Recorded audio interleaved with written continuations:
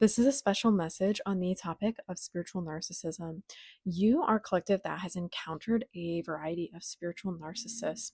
Sometimes you have met people that were in touch with their spiritual abilities, and the reason they were in touch with their spiritual abilities was to provide them a way to feel morally superior to other people. So, where some people seek comfort in spirituality, others seek control.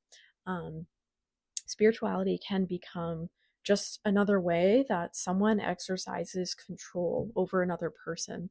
So you are a collective that has dealt with a lot of spiritual narcissists because your realm is the spiritual, your realm is spirituality. And so your purpose is going to be to encounter things and change them, to encounter systems and dismantle them in a positive way. So, necessarily, one of the types of people you'll encounter are spiritual narcissists. For someone like you, your soul is like a golden soul. Your soul is really high vibrational. So, when you encounter spiritual narcissists, you don't immediately assume that they're narcissists. You don't immediately assume that they're bad or that they're evil. You want to believe in the good of people. And I'm like feeling a lot of pain come from this. Um, there have been many times in the past where you have assumed the best of people and they have disappointed your expectations again and again and again. It's kind of amazing how many times people have disappointed you. It's like it would have been harder for them to disappoint you than it would have been for them to make you happy. And the fact that they put so much effort, like so much distrust, so much dislike or hate um, into this process is kind of admirable. Like, how does someone have the time and the energy to be disliking you so much? How does someone have the time and the energy to be abusing you so much or mistreating you so much? But these people certainly found the time, is what I'm getting. So, what is important for you on your journey right now to understand about spiritual narcissism? This is not a case where you are a spiritual narcissist. This is a case where you're encountering someone who's a spiritual narcissist. I'm going to give you some tools to look out for them, some tips, some tricks, so that you can understand when someone is performing an act of spiritual narcissism or when they are performing for your approval. Because spiritual narcissists deeply desire your approval, collective. They can tell you're a good person, that you're a good soul. And this makes me angry to say, but spiritual narcissists crave your approval. They crave your authenticity. They feel like if a good person such as you approves of them, that means their actions are okay. And I know that sounds so messed up, but it's like when you validate them, you validate their experience, you validate their wrongdoings. And I know that kind of sounds harsh, but this is why it's so important at this point in your journey to understand just how dangerous spiritual narcissism can be, because you can unwillingly play or unknowingly even play a part in this person's schemes to the point that, like, they will justify their actions by saying, "Oh, but collective approves of me. Oh, but collective thinks I'm okay." Um, it's so evil, but that's why you have to be aware of it. Um, because you in the past have been a people pleaser. You have been someone who wants to make other people feel good. But the narcissist, especially the spiritual narcissist, only wants to feel good. They only want pleasure. They don't want pain unless it's someone else's pain. They actually do derive quite a lot of pleasure from putting other people down because in their mind, they have to believe that they are morally superior to everyone else around them. They are not humble. There's no humility. They only take defeat when it means making the other person a villain. Does that make sense? So, like, they will weirdly enough lean into their shortcomings or defeats as a way of villainizing other people. For instance, oh, I didn't get that job because that person was discriminating. They're being discriminatory towards me. Oh well, it's okay, yeah, I lost at this battle, or got defeated here, but it's because the other person's evil, right? They always make out their losses as like victories for the enemy. So like they try and get this underdog sympathy from you. And then when they're triumphing, when they're being good, they're like, it's because the other person's evil. Do you see what I mean? So like they twist it and they bend these narratives in this really icky, disgusting way. So they are always the victim of circumstance, or they're like justified in their victory. And it's so gross to say this because It's like they manufacture circumstances where they can never lose. That's why it's so evil, is because no one is allowed to win when a narcissist is around. So when this spiritual narcissist taps into your energy and your life force, it's like, delicious, like slurp, slurp, slurp, yum, suck that up. Like they love it because you're someone collective who can never win as long as a narcissist is attached to you. You will always lose, but your soul is like coded for victory. So when a narcissist attaches to you, they feel like they're victorious. They feel like their victory is inevitable because they know that you're someone with the blueprint for victory, and they know that they don't have it. Their victory can only come from twisting words and from making other people out to be villains. So collective, if they can take someone like you and they can twist your words to make you think you're a villain, they can take your destiny. They can life swap with you, like energy swap with you. They can take qualities that were supposed to be yours and make it theirs instead. They can take your divine aligning and your divine timing and make that their own. So, this is why it's so important for you to safeguard yourself against these spiritual narcissists, because they are pure evil collective. Like they walk around this world thinking they're better than everyone else. And I know I spend a lot of time on this channel telling you that you're better than everyone else, basically, but it's very different because the way that I say, like, collective, you're different from other people, like, or even you're better than other people, you're more spiritual than other people, whatever.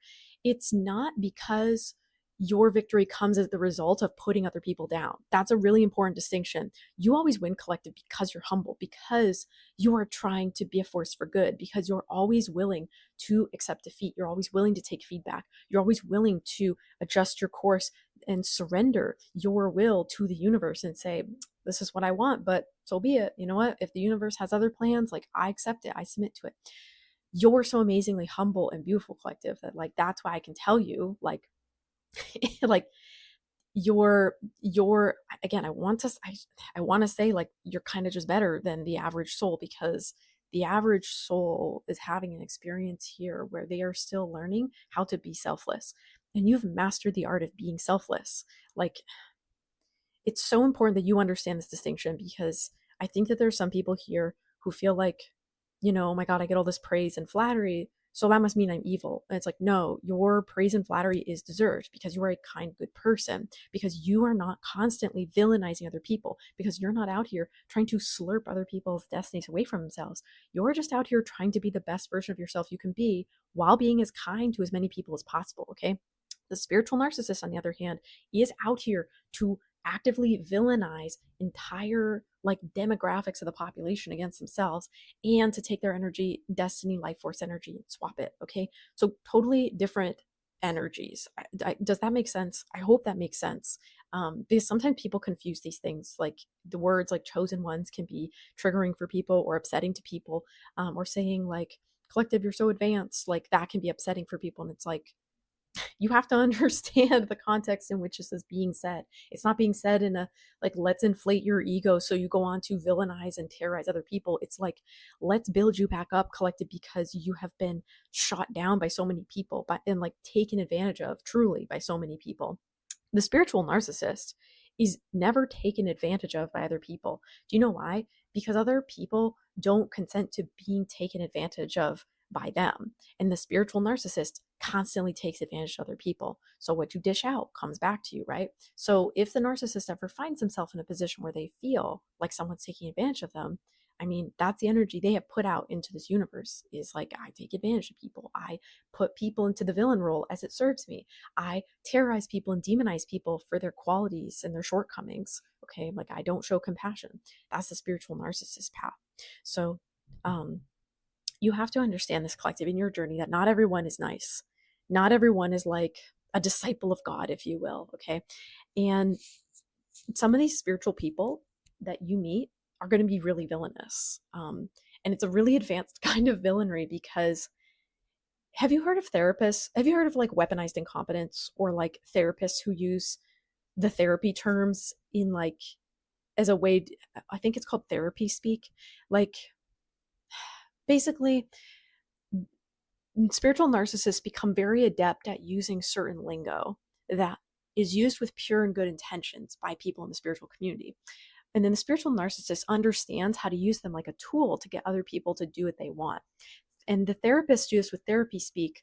Like, I don't mean in a therapy session. I mean either therapists when they're off duty or people who have been to a lot of therapy, but like are so narcissistic, they don't actually get the benefit from it. They just learn how to use a new language to justify their actions.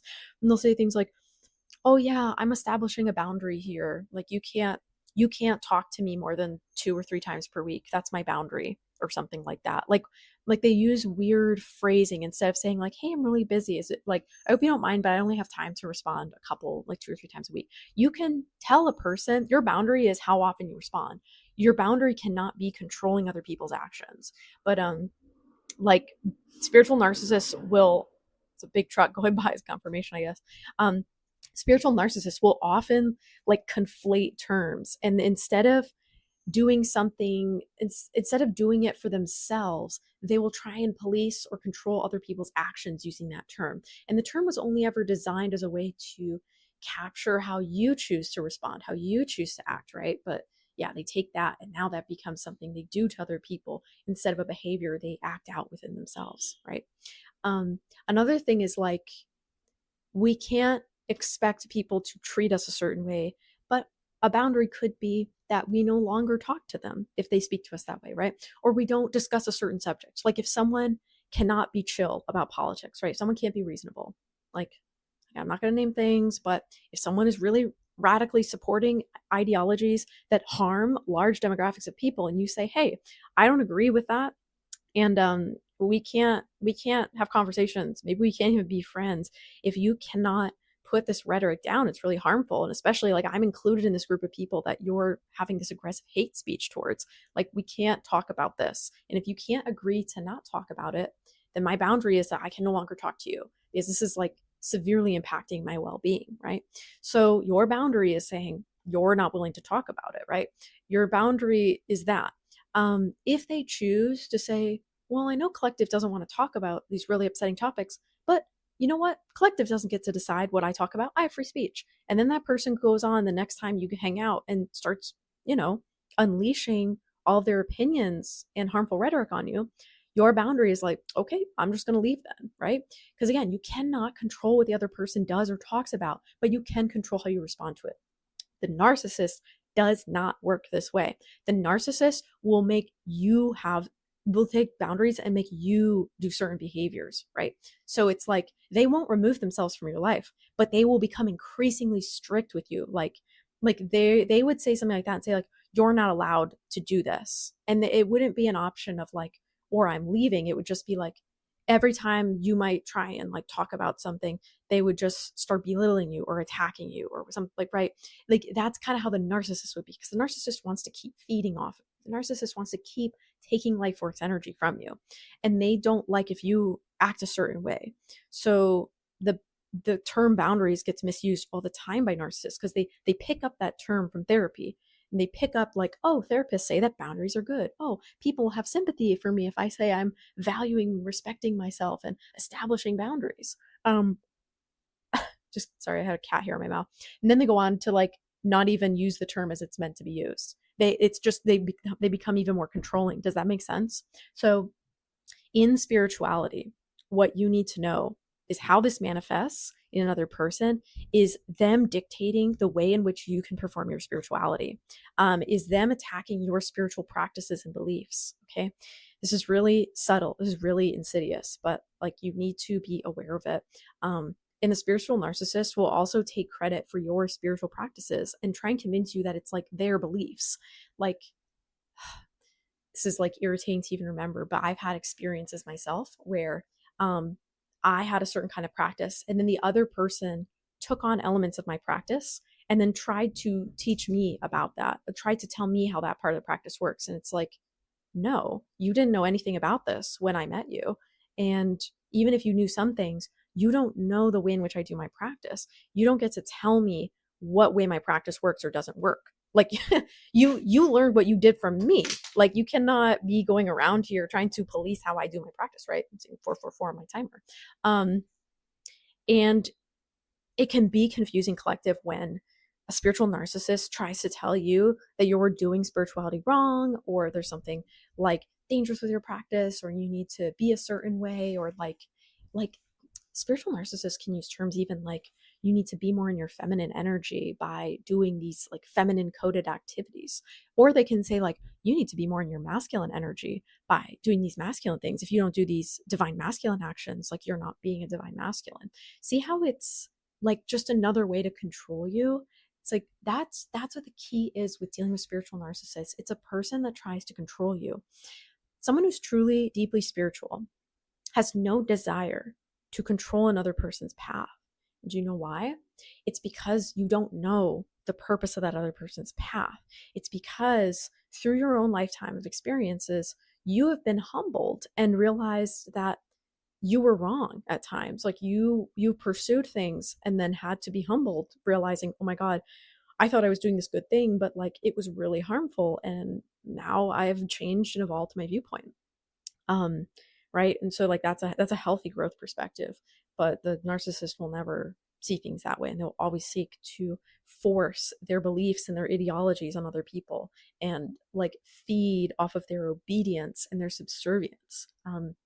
Never be subservient to another person, collective. We each have a soul, at least most of us do on earth. And like our job for our soul is to become the most embodied, holistically well and happy being of ourselves that we can. And every soul has relatively equal value. A lot of different experience, but like a soul is a soul, right? So we don't get to just decide what another person's path is, even if that's like, oh, I'm going to save this person suffering. Don't. That's like the biggest disservice in the world to try and save this person suffering. I mentioned another channeling, but if the hot stove does not cause pain in the person touching it, that person is going to end up suffering more because they won't realize the damage that's being caused. The pain is a blessing. Pain is a symptom of a treatment, if you will. Like it teaches you what is damaging. So sometimes in our spiritual practices, we have little like retributions or little like responses that teach us, oh, maybe I need to adjust. Oh, maybe that wasn't quite the right thing, right? Um, so you've always got to be a little flexible. Like again, I have cat hair in my mouth. I'm sorry. But we can't be having these practices that like never change and never evolve, because even we as humans are always evolving. We're transitioning from childhood to teenagers to young adults to like elder millennials, and then wizened crones, and we're going through these transformations, and also all around us the world is changing too, right? Like the world is like technologically advancing, and countries are fighting and making peace, and all this change is happening. So why is it that like our spiritual practice must remain exactly the same? Why isn't our understanding has to remain exactly the same, right? A narcissist will pretty much always enforce a very consistent set of standards, requirements, and controls, because that is what provides them the consistency they need in their life in order for them to do their thing. I'm going to say that again. Narcissists enforce a strict and unchanging set of codes because it allows them to do their thing. Okay. If the narcissist can always expect that you will be ready for them at 5 o'clock at night, okay, that's their feeding time. That's when they come to feed off your energy, right? Like for partners. Or if the narcissist at work can always expect that you will do the grunt work, like you will do the hard work of their project for them, and then they take all the credit, right? They rely on that. A narcissist craves the consistency that a steady feeding supply gives them. Okay. You do not want to be consistent for the sake of a narcissist. Like, I don't know if anyone's ever spelled it out so clearly for you, but yeah, you need to understand that people that force you to be consistent in a certain way, it's because they want to be able to predict your movements and expect certain things from you. Someone who truly loves you will grow with you, will evolve with you, because the nature of all things is to change. We grow old and we die, okay? We change. Our bodies are changing, whether our minds are not, but it only makes sense that our minds should change too if our bodies do, right? If our jobs do, right? If our living location does, right? If our pets do, if our friends and family do, right? Um, Even if our lovers do, right? Change is the only constant. Well, that and taxes, I guess, but so yeah. I'm sending you a lot of love, collective, because like I just so relate to this topic of spiritual narcissism.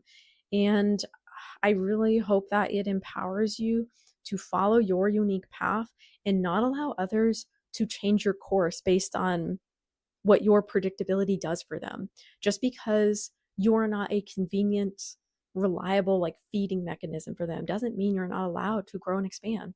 Like, you kind of should actively rebel against anyone who tries to convince you not to evolve, because why are they doing that? Okay. Why? Because they like you better as you were before, because they don't want to see you change. They'll say, oh, I just want to make sure you're safe. Oh, I just want, but like, that's kind of BS. Okay. Consistency doesn't equal safety. There's a lot of really dangerous conditions in the world collective that, like, because they're consistent, they're also consistently dangerous. Consistency has nothing to do with safety. It just has to do with repetition. Okay. Someone may perceive that your life is like really good. For instance, you have a steady job, you have a steady partner, and you have a home. They're like, wow, don't change a thing. You must be so happy. But it's like, the stagnancy that sometimes comes with achieving things that we desire, like, and not having change or growth, it can destroy us. It can rot us from within. It's almost like we inject formaldehyde into our veins and then we just can't die. We can't change, evolve, or die. Like, we're just frozen in this dead state, right? So the people who tell you, oh, don't change, you seem just great the way you are, um, they're not they're not usually saying it from a place of love. They're saying it from a place of envy or fear most of the time, honestly. It sounds harsh to say that, but 9 times out of 10, that's what I have seen. Because when they try and give an explanation, they're like, because you should be happy. It's like they're just jealous of where you are. They just wish they could be where you were. So, like, why would you change it? Because you changing collective, for some people, would make them feel like what they desire is wrong. They'd be like, oh, wait, collective doesn't want that anymore. Well, why do I want that? Right? It's like these people, weirdly enough, tie their beliefs and practices into other people. And so, like, if you don't want the same things that they want, like, what is all this for? Or like, if you're being rebellious, if you're changing the system and the rules, if you will, well, how do they know what to expect? Like, if they have lived their whole life trying to achieve what you've achieved and now you're backing out of that, it's like it makes them question their whole existence. Like, has everything been wrong till this point? I know that's so strange, um, but I hope that makes sense to like whoever's meant to hear that. Um, you're not meant to be consistent. You're not meant to be a feeding source. You are not meant to be subservient to another person. You're meant to understand that, like, spiritual narcissism is one of the most like deadly forms of energy vampirism that exists, because they speak your language collective. Most of what keeps you safe is that you know the people that don't speak your language, like, you can't expect them to understand what you do. But the spiritual narcissist will deceive you because they act like they know what is important to you. They act like they trust you, that they value you, and that you can trust them and value them. Like, it literally is like a sheep in wolf's clothing, or like a wolf in sheep's clothing, I guess is the phrase. Like, they pretend to be awakened, but like, they're a sleeper cell agent still underneath that. It's just a facade. Like, it's just the latest outfit they have learned to put on to harvest from people. And like, spiritual narcissism is so advanced. I'm seeing 333 on my timer. Spiritual narcissism is really advanced as a technique, because spiritually awakened people are awake, and they're harder to feast on than unawakened souls. Like, if you're someone who's still caught up in the cycle of karma and loops and like generational patterns and traumas, that you are like spending most of your time every day, like the 95% of your actions being dictated by what's in your genetic DNA, what's in your coding, and your habitus based on your upbringing. Habitus is a sociological term, Habitus. I highly recommend you look it up. But basically, it's like the systems and the beliefs and the teachings that have shaped us. It's why people believe women should do certain things and men should do certain things. It's because of this thing called habitus.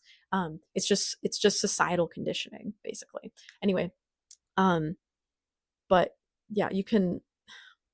I'm getting distracted here. My cat is like sitting in front of my door, but okay, I don't know where I was now going with that other idea, but yeah, you need to realize, like, spiritual narcissists are so good at like feeding off you based off of this societal conditioning. They speak that language, and they know what's coming to you. They know good things are coming to you, because once you wake up collective, like, your life always improves. Even if it feels like your suffering is increased, like your life always improves. You have better quality energy and they want to feast off that. And it's easy to eat from people who are unawakened because they don't know that the mosquito is biting them. But it's like, imagine that you have eyes to see the spiritual mosquitoes that are biting you, and now you can slap them away, right? That's what it is to like feast from an awakened person, is like they can slap you away. But like, if you learn how to make them close their eyes again, then you can like drink the best tasting blood. And sorry, this is a really graphic analogy, but that's kind of what's coming through.